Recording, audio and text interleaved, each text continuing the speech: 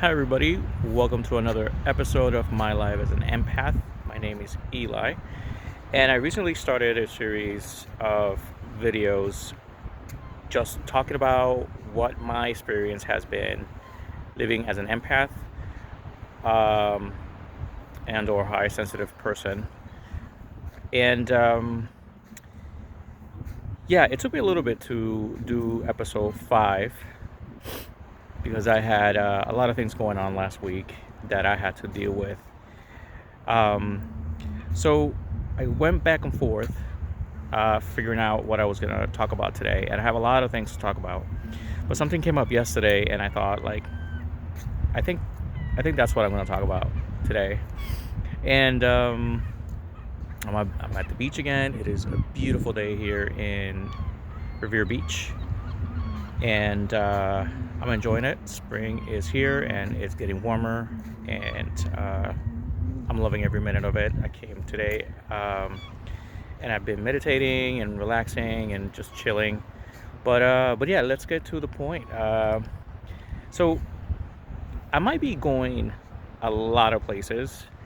If I just because I wanted to explain everything, and I wanted to come out correct. Sometimes I am going to be a little bit more prepared than others. This topic today, I just thought about it yesterday.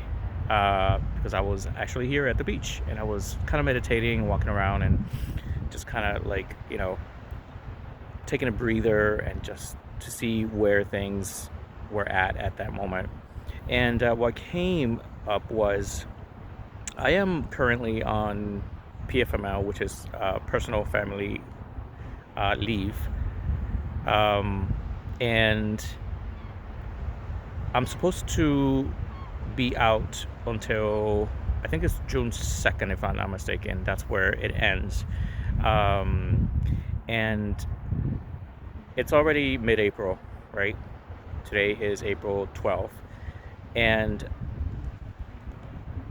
I've been going back and forth trying to figure out what am I going to do with work, right? Uh, I've been in and out of work recently way more than I wanted, right? And but this has happened before as well in my previous jobs. Uh, so it's happening a little bit more during the last few years. I'm in the nonprofit field. I've been in case management. I've been working for a lot of agencies that do peer work, benefits, shelter work. I mean, you name it, all of that. And my current role is a benefit specialist, so I help clients with applying for different types of benefits. And so I've had different roles within this type of work, and a lot of empaths tend to be attracted to that type of work because that's what we want to do, right? We want to help folks, and we want to make sure that they're in a good place, and not only professionally but also like family, friends, people around us, right? We are, um, as a high sensitive person, we feel a lot of the suffering that happens, right? Especially if we see it on TV, we see on social media, we see it around us, within our own families, and we always want to help, and because we feel everything, we feel their pain, we feel their anxiety. We are very we just take it on ourselves, right? We just it's very real for us, and so we want to help, and as much we can. And but I think I've you know just going back a little bit, I've always been this way, even since I was a kid, right?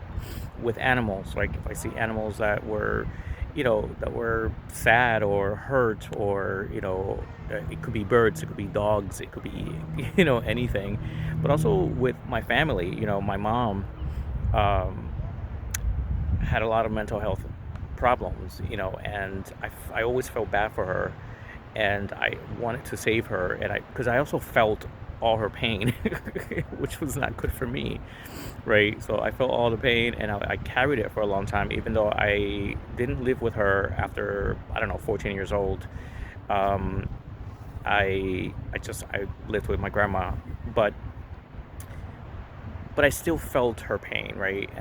And with family members, with friends, and acquaintances, I wanted people to be in a good place. And every time I heard somebody was sick, right? Like, a friend or something, I would be very, I would get really sad, right? And I was like, well, I would take on all of it, and I so my response as an empath was to help, right? I want to help them, in whatever way I can. And if I couldn't help them, what I would do is I would take it home with me, right? And I would carry it, and I would think about it, and I would feel the sadness, and I would feel their pain, and I would be like, you know, I wish I could help, I wish I could do something for them, and I knew I couldn't, right? Like if somebody was very sick, and obviously, and they're not near me, right? They're in a different state, different city, and I will feel even worse because I couldn't do anything for them. It's it's very it's very weird now that I talk about it, but it is real. I mean, I feel that way, and I feel it all the time. So, so I've always wanted to fix things, and I always wanted to fix my things as well, But I tend, or I tend to want people to be happy more than I want myself to be happy. I don't know. Like sometimes I put people first before me. It is changing. I would say the past couple years I've been focusing a little bit more on myself per se, and it's relatively speaking, it's very little. But I am going through this transition, especially right now, right? So I'm taking the time off from work, and yesterday I was thinking, like, do I go back to this field? Do I go back to my current job? I have a job right now, and I need to go back soon, right? In a month and a half, and my thoughts were like, do I need to change the field because it's I'm giving way too much, right? Like it's a lot. It's a lot of energy that I am just like utilizing, right? That it's affecting me, right? It is making me anxious uh, all the time. It is, the expectations and and just the layered, you know, job that it is, right? But then something hit me that also kind of pairs with that, is that I also want to impress my bosses, right? I want to impress my peers. I've always been so insecure, right? Because of my past, right? Because of my experiences of people, bullying me, of people not liking me, on people, pushing me away, criticizing me, right? All those things that I've mentioned in another video. Um, I think that what I've created uh, in my head was, all right, so I have to make sure that, because I want people to like me, right? I don't want to be bullied anymore. So I need to impress people. I need to do things that people will love me or like me, care for me, be a friend. And what I decided to do was I'm going to exceed. For example, professionally, I've always wanted to exceed. Part of it is because I want to impress. I want whatever agency I'm working for, whatever company, I want them to like me. I want it to be good because I want to hear good feedback. And it's been hard. It was a hard onboarding for me, especially when you hear like, I'm concerned about you, or I'm worried about you, or why didn't you do this, or I can't, those things. And it happened in this job, and It really triggered me when I remember being paralyzed when that person said to me, I'm concerned. And I was like, I don't know, a month into the job or two, month or two, or right. And I was like, I, I just couldn't believe it because of course in my head, I was thinking, look, I'm just doing the best I can, the best I can, right? And I thought the best that I was doing was really good, right? Like here I am, just giving it all, and just like working like every second, not I had like 40 clients at one point, right? So I was, and I was onboarding and it was stressful as heck. And it was hard. It was very hard onboarding. And so when I heard that, was like, I was devastated. I was really devastated. I got depressed. I got anxiety, anxious. I just didn't know how to go back to work. I wanted to just run away. I really wanted to quit. And I was I was frustrated. I was angry. I was angry at the person as well. Like how dare them. It was just crazy, right? Like it was just I was feeling it in my body. Um, I just felt my body sick, like like exhausted, but like sick. My stomach was sick, um, and all those things. So I have to go back, right? Meaning like my return to work day is on June 3rd. And yesterday I was like, oh, so I have to deal with that too, right? It's not just like that it's a lot of work because I'm helping folks that are like, in very hard circumstances in their lives, right? And I want to do that. I like doing that. And a lot of empaths like to do that. But the thing is that then comes that other piece of like, am I gonna go back? I need to. Am I gonna go back and try to impress my superiors, right? I can't do that anymore, you know. So I can't go back and with that thought of like I need to impress and I need them to like me. I need to make sure that I hear good feedback. I need to make sure that I exceed in my work because I want to make I I because that makes me happy, but I'm making them happy, right? Right? And then and if I make them happy, then I'm going to be happy. So it's almost like I want people to be happy so I can be happy, which doesn't really work that way. If you think about it, it doesn't work that way. I gotta make myself happy. You know, I'm responsible for my happiness. I'm responsible for my health. I'm responsible for being successful. It's nobody's responsibility, right, to do this. So I can't continue to be dependent on outside feedback or energy or opinions or uh, you know whatever it is, right? Like I can't continue to do that because I'm gonna continue the pattern of getting sick or again and again and again, right? And be unhealthy mentally, physically, emotionally. And I don't want it anymore. I don't want it anymore. I I need to change. I need to change that pattern, right? I need to make sure that I realize how special I am without needing any of that, right? I'm a needy person right now, you know. That's why I don't have any relationships, right? And maybe that's why I have don't know friends right now, or close friends, um, because I became that needy person that always wanted that acceptance. I always wanted something, from people, and not in a vicious, malicious way, right? It's just unconsciously.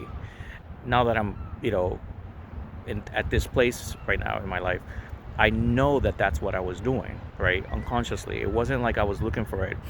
Until now. Now I realize, like, oh, people wanted something from me that I couldn't give them. People wanted me to be a certain person that I wasn't, right?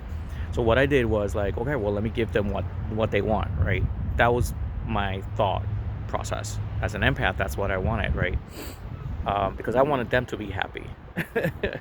right? I was like, well, let me make them happy so that way I can be accepted, somehow. It's a really interesting. I don't want to criticize myself for having thought those thoughts. Uh, I just think it was really interesting, and I also think that I'm not there anymore, right? Like I'm not. I Well, it's not that I'm not there. It's like I need to work on not being in that place anymore because it's tiring, and I want to be myself 100% of the time. And I think for me right now in this process that I'm going through is I want to be myself, and whoever is there, and whoever is not, it's not, right? That's the battle in a sense, I know it sounds a little dramatic, but it is hard because I'm 52, right? And I am getting older, and I feel alone a lot of time. I feel alone. It's a lonely place to be as an empath, and I'm pretty sure there's a lot of empaths out there that are going through, like, either are going through this process or have gone through this process already. And I don't, you know, like right now, I'm taking advantage of the time that I'm off, but also, as as as I'm taking that advantage of taking care of myself right now, I also need to work on a lot of things, right? Like deciding what I'm gonna do for work. I need a job, obviously. I need an income. So, you know, do I have does a month and a half is it enough time for me to kind of work on this, right? To go back to work and not have these thoughts, right? Not expect this from myself or from other people. Like how do I change this mindset, right? How do I So I had to figure out how do I do that, right? And then also like figure out in a month and a half when I have to go back, am I going to be okay? I'm not saying like, oh yeah, I'm just going to be a totally different person right away, but at least like, am I going to be in a healthier place where I can go back and not have the same expectations, right? And not do the things that I was doing that was actually giving me anxiety. So, in other words, like I was giving myself anxiety, right? It wasn't them, like it's not people, like it wasn't my bosses or my coworkers. It was, they, if you're supervising somebody and you're expecting and you see something, you're gonna say something, right? Um, and people have different reactions. Empaths have a really very heavy, deep emotional reaction, and that's what I'm trying to say, right? So it's a lot of work, and I have to figure this out, but I think I talked a lot. This is a long video, and I thank you for watching. Let me know what you think. Let me know if you've gone through this experience as well with your jobs. And yeah, thanks again, and be kind, take care of yourselves, and I'll talk to you later. Bye.